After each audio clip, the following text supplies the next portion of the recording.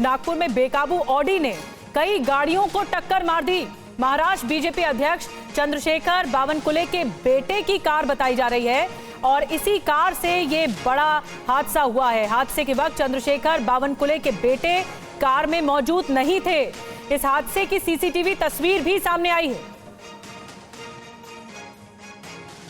ये देखिए तस्वीर आपको दिखा रहे हैं, सीसीटीवी में पूरी घटना कैद हो गई। जो सड़क हादसा हुआ है, एक कार बेकाबू होकर पीछे से आकर टक्कर मारती है और आगे बढ़ जाती है। हिट एंड रन का ये मामला, महाराष्ट्र में हंगामा भी है इस मामले को लेकर, लेकिन बताया जा रहा है ये जो कार है चंद्रशेखर बावनकुले के बेटे की बताई जा रही है, जो कि महाराष्ट्र बीजेपी के अध्यक्ष हैं चंद्रशेखर बावनकुले। उनके बेटे की कार रही, लेकिन बेटा कार में मौजूद नहीं था हादसे के वक्त, ये जानकारी भी मिल रही है।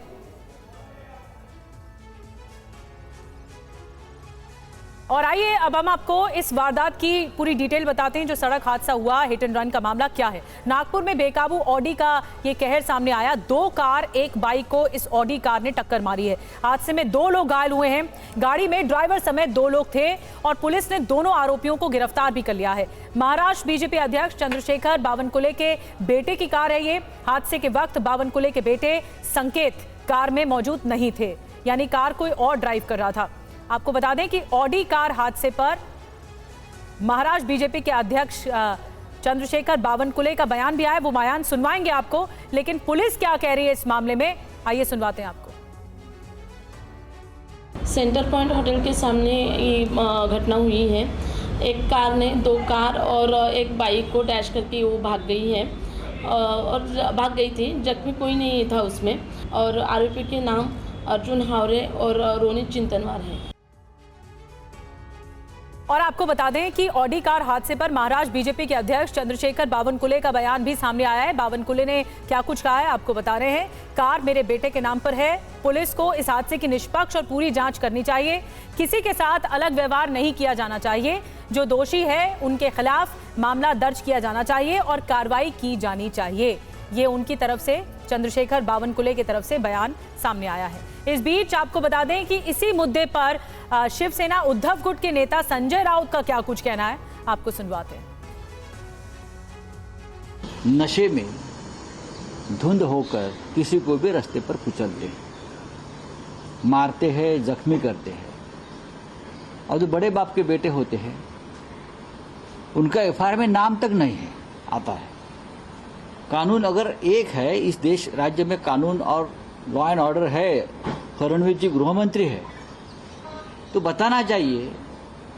नागपुर में जो हिट एंड रन का केस हुआ है वो कार किसकी है, किसके नाम पर है, गाड़ी कौन चला रहा था, बाद में ड्राइवर की अदला बदली की, ये रिकॉर्ड पर है। आरटीओ ऑफिसर ने क्या किया, नेम प्लेट क्यों बदली, नेम प्लेट क्यों निकाल दी। अगर बावनकुले जी का या उनके फैमिली का ये एक्सीडेंट से कोई संबंध नहीं है तो ये चोरी चपाटी क्यों की।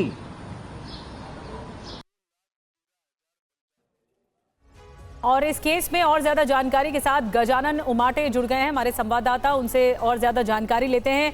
गजानन, इसमें बताया जा रहा है कि बेटे उनके मौजूद नहीं थे कार में, लेकिन ये हिट एंड रन का मामला है और इस मामले में कार्रवाई की बात भी कही जा रही है। पुलिस क्या कर रही है?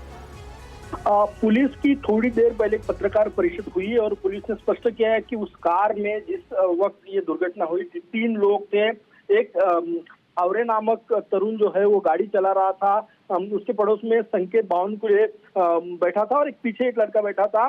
जब स्पॉट पर एक्सीडेंट हुआ तब 2 ही लोग उनको मिले, ऐसा पुलिस ने कहा है। और तीसरा आदमी जो था संकेत बावनकुले, उसके बारे में पुलिस ने उनको जानकारी के लिए कुछ तफ्तीश के लिए बुलाया था पुलिस स्टेशन कल रात को और डिटेल तपास जो है इसका चल रहा है।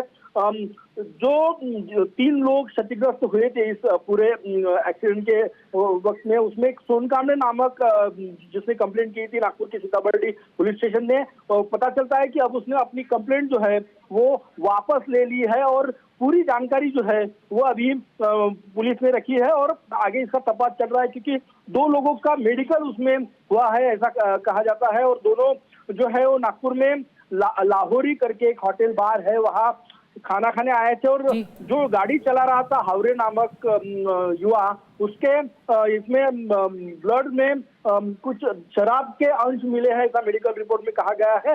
इसका और इसका तपास जो है वो नागपुर की सीताबर्डी पुलिस अभी कर रही है। जी, तो आरोपी की जब मेडिकल रिपोर्ट आ जाएगी और उसके आधार पर और जांच आगे बढ़ाई जाएगी। शुक्रिया आपका जानकारी देने के लिए।